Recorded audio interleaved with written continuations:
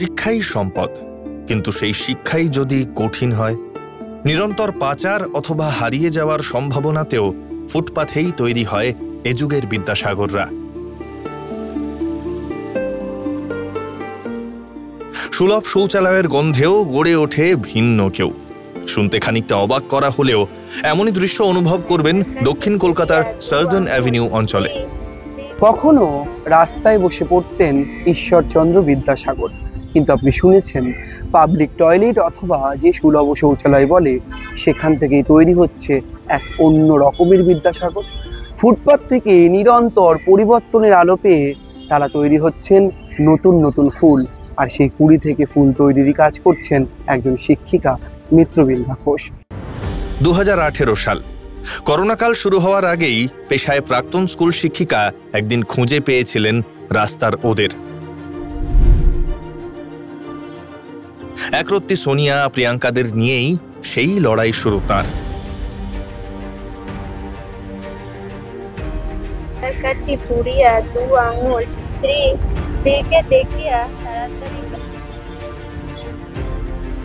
নানা রকম গঞ্জনা, নিজের খেয়ে বোনের মোষ তাড়ানোর অপবাদকে তুচ্ছ করে এগিয়েছিলেন তিনি। সেই শৌচালয় থেকেই ওদের স্থান এখন বোমপাস সরণির এক ভাড়া বাড়িতে।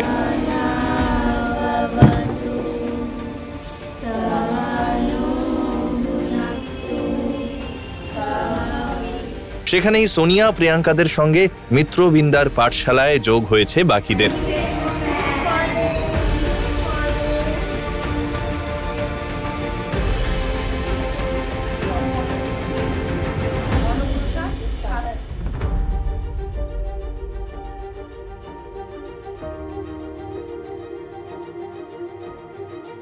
বাংলা একটু 4টে লাইন লিখতো, এবারের পুজোয় কি করব?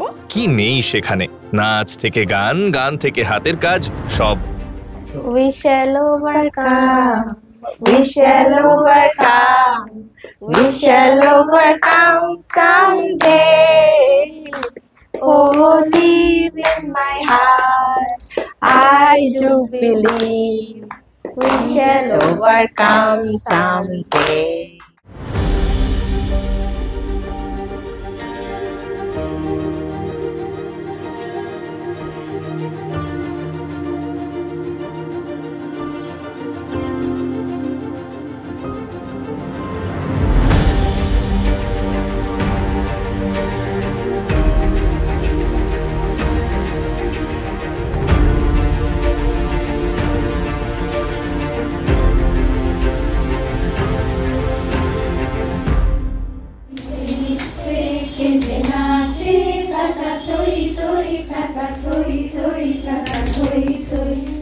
পড়ার সঙ্গে খাওয়া, এমনকি পুলকারে স্কুল যাওয়াও।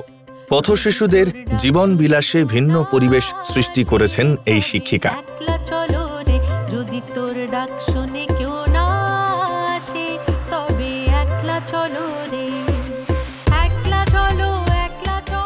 জীবন পথে শিখছে ওরা সব, মানুষ হয়ে বাঁচার তাগিদে জুড়ছে সবটা। কিন্তু এই লড়াই সহজ ছিল না তার জীবনেও। মিত্রবিন্দা বলছেন, যে কয়েকটা বাচ্চা ছিল ওদের সঙ্গে আমি গল্প করা, কথা বলা শুরু করি, এবং এই জার্নিটা, এই প্রসেসটা চলতে চলতে আমি দেখি যে আমার যে ছোট মেয়ে, তার তখন 8 বছর বয়স, ঠিক ও যেগুলো চাইছে, মানে রং ফুরিয়ে গেলে রং, বা একটা সুন্দর জামা, বা একটা জুতো দেখে একটা জুতো, বা একটা ভালো কোথাও যাবে, ওদের ইচ্ছেগুলো এক। তো আমি না তখন এটা উপলব্ধি করি আস্তে আস্তে যে বাচ্চারা কিন্তু সবাই সমান, বাচ্চাদের আলাদা করে ইনক্লুসিভিটি শেখাতে হয় না। ফুটপাথের লড়াই যে কতটা কঠিন তা হাড়ে হাড়ে টের পেয়েছেন তিনি। শিক্ষিকার কথায়, ভাঙা একটা ভ্যান ছিল, এই ভ্যানটার ওপরে 2-3 জন বাচ্চাকে নিয়ে একদম প্রপারলি পড়ানো শুরু করি। এখানে যত বাচ্চা, কেউ স্কুলে যায় না কোনোভাবে, সারাক্ষণ, তার কারণ আমি ঠিক ব্যাখ্যা করতে পারবো না, ঝিমিয়ে থাকে, ঠিক করে কথা বলে না। এবং আমি যখনই ওদের পড়াতে যেতাম, পরিবারের থেকে একটা অসম্ভব মানে রাগ আমার ওপর, যে কেন তুমি এসছো, পড়ানোর কি দরকার। তাও এরকম হয়েছে, আমি টাকাও দিচ্ছি, আবার শুনছি যে ওরা রাস্তায় কাজও করছে।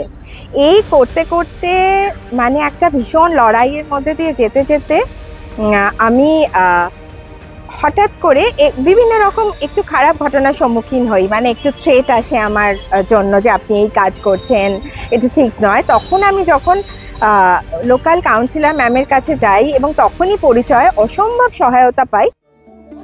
কিন্তু ওদের জন্য টাকা দেবে কে? এখানেও চ্যালেঞ্জের মুখোমুখি হন রামধনুর কর্ণধার।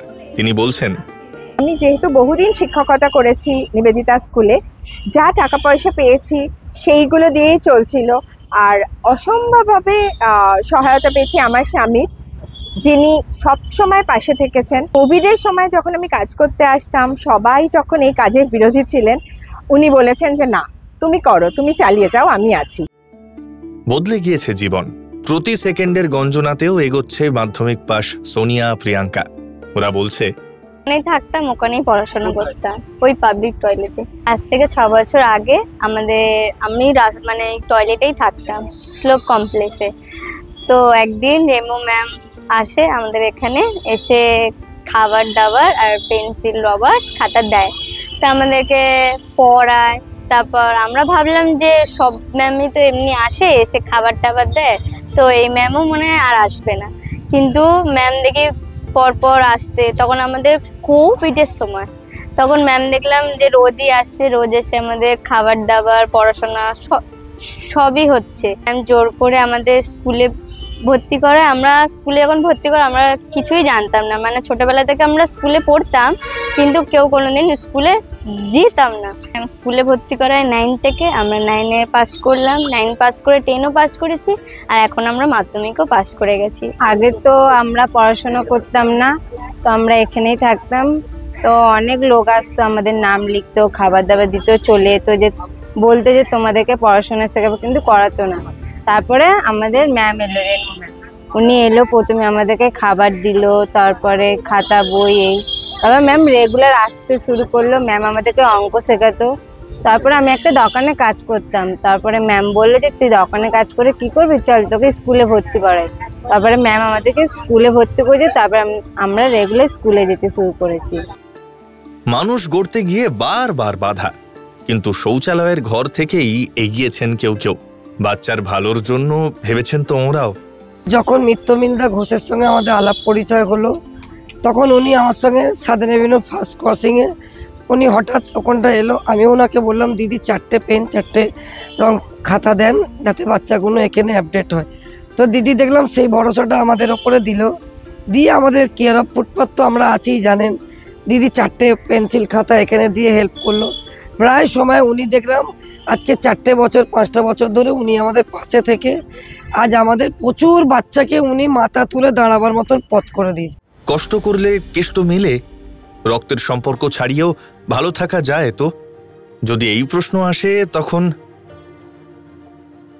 ফুটপাথ থেকে অট্টালিকা, বহুদিনের চেষ্টার পর আজ মিত্রবিন্দা আর ফুটপাথে পড়ান না, তিনি চলে এসছেন ভাড়া বাড়িতে পড়াচ্ছেন প্রত্যেক মুহূর্তে সেই সমস্ত বাচ্চাদের যাদের কুল কিনারা নিয়েও প্রশ্ন তোলেন কেউ কেউ। ক্যামেরায় শুভদীপ মুখোপাধ্যায়ের সঙ্গে রমেন দাসের রিপোর্ট, সংবাদ প্রতিদিন.in।